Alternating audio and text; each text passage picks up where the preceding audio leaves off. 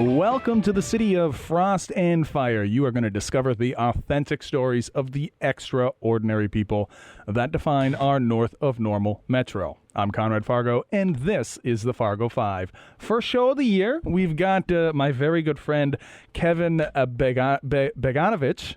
How did I do? I do all right. His name is Kevin, and he does taxes. How are you doing today, Kevin? I'm doing pretty good. It's a little bit cold out. It's like 6 degrees out. But besides that, it is pretty good. And you? It's not warm. Let's go ahead and make sure we're right on top of that microphone, though, so people can hear you. And then it is the first show of the year. I forgot I'm on a short leash, so I'm going to be kind of just pulling and fighting with this the whole day. So taxes, that's a lot of fun. Absolutely. I think it's fun. I think business taxes are fun. What on earth inspired you? Where did it begin? Where did the idea of going into taxes even begin with? So the idea goes back all the way to probably freshman year of college. So I always wanted to be a police officer, and I have the utmost respect for police officers because I realized 2 years into going to school, I was like, you know what? I want to have a family, and I want to have a desk job and be boring. So taxes. You were gonna be a cop. Yes, sir. I was. And I still don't understand. So you didn't want to work on the street. Correct. You wanted. I wanted to be all safe. The danger. Yeah, all the danger. I wanted to be safe in my office. Okay. Did you ever pursue that police career at all? Nope. I literally I finished up 2 years at M State, and then I literally jumped on the bandwagon at MSUM for accounting, and I took a few tax courses, and I was like, this is my niche, I think. Your first 2 years you were just going for your associates, basically? Correct. Yep. Okay, and then as you're sitting there, you're like, let's get into taxes. Let's be a tax accountant. Like, so you Absolutely. didn't have a declared major, or you were already being a police officer? Oh no, I was with the 2 years, because you need I don't know. Yeah, it's just a associates. It's been like 4 years. Yeah. And then 2 years in, when I transferred over to MSUM, I switched my major to accounting. So okay, I got my bachelor's in accounting. Okay, now taxes. Most people don't find those super thrilling, but you were hooked. You found I was it. hooked. I was hooked because the IRS is like, here is a big stack of paperwork and books that you have to follow, but if you start reading everything, there's a lot of gray, right? And mind you, there is colorful and there's gray and there's black and white. I'm more of a black and white to gray area is what I like. You know, it's actually, I've never made this connection before, but it's interesting. Police officers and tax agents do have that in similar. You're both looking at laws, rules, and in your way, I mean, because in your way, you are enforcing the rules. Yeah. Just as a cop, what? In a way, you're the tax cop for people. I suppose. Have you always been somebody who wants to enforce the rules? No. Okay.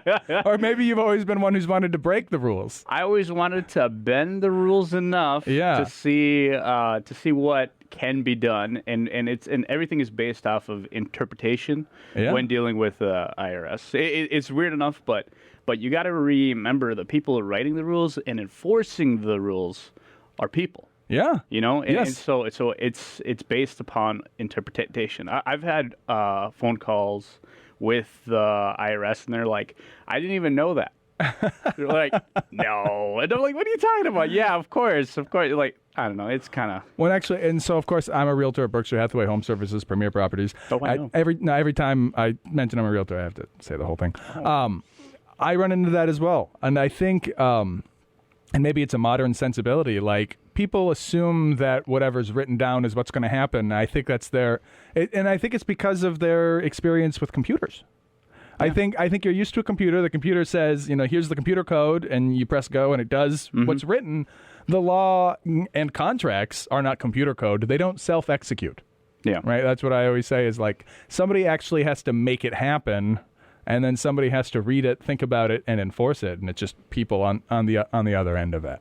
Absolutely. So you graduate with a degree in taxes, or how does that work? In accounting. In accounting. Accounting. Okay, so accounting is just a broad. I have no idea. So Yeah, it is very broad. There's like you could have gone into audit, into financial accounting. You could have gone into forensic accounting, which is actually very fun. Weirdly enough, the whole class, Sherry Erickson. Oh, actually, no.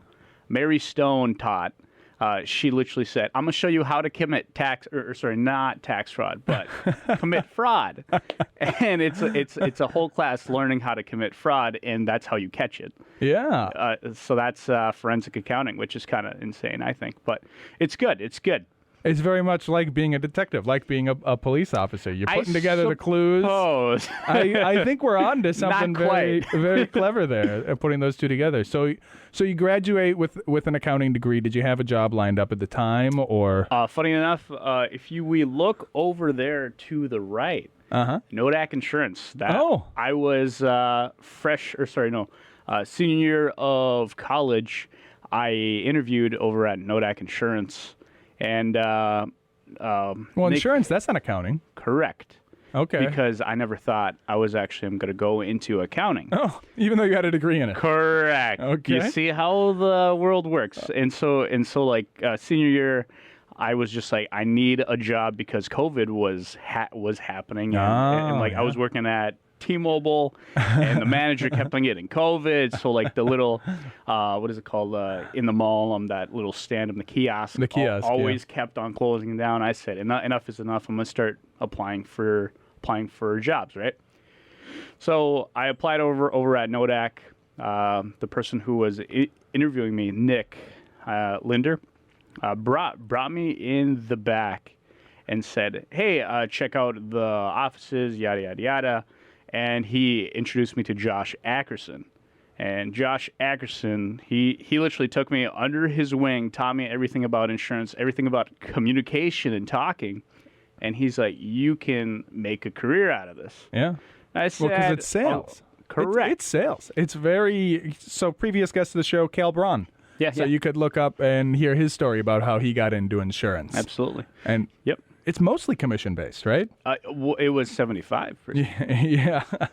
That's huge. And so, yeah, it was quite high. And so senior year, I was working that. And then out of college, I said, all right, I'm gonna give it a year. And a few things happened. And funny enough, I was sitting down, and my fiance, now Rhiannon, shout out to Rhiannon. Shout out. Listening, but... Shout out to the soon-to-be Mrs. Yeah, absolutely. Soon-to-be Mrs. Beganovic. She's going to love that. She is. Her name is very long to begin with. Yeah. But no, so she literally was like, all right, Kevin, you're working 24/7. I need you to not do that. And I said, what do you mean? I'm not working. But I looked back, and we were on a trip, and I was on my phone, on my laptop. It was just nonstop. And then hustle, man, hustle. Yeah, Again, real estate's very similar. And you have to. It's kind of like, yeah. So then I said, okay, whatever. And then I said, all right, I'll use my degree. The reason why I brought up Nodak is that Rhonda Herman, who actually opened up Evergreen 9 years ago now. Which is where you currently work. Which is where I currently work. Yeah. She's like, you have prior sales experience. I like that. And you have an accounting degree. I like that. And you actually showed up in a sport coat and actually pants and not shorts, because I'm the prior person. Literally, the prior person came in, was in a T-shirt and shorts interviewed for that position. I showed up in a sport coat. I don't wear suits. Sport coat. Okay. And she's like, sold. You are a snappy dresser. Thank you. I like that looks good. It rubbed off. It's a good outfit. Yes, those who are watching online can see on the video that we are wearing matching clothing because you've inspired me to dress up. Absolutely. Suit up, not suit up. It's not suit up. So I don't know what the difference between a blazer or a jacket or a suit. I know nothing about men's so fashion. like it's just okay. So I always make the joke saying that like, all right, a sport coat is better quality, yada yada yada, saying it's this, and then I bring out my suit and my sport coat. And I say, feel the material. They feel the same. Okay. It depends on like I have like a cashmere one, and I have like my first ever suit, which is like a polyester. Like I would never wear that ever.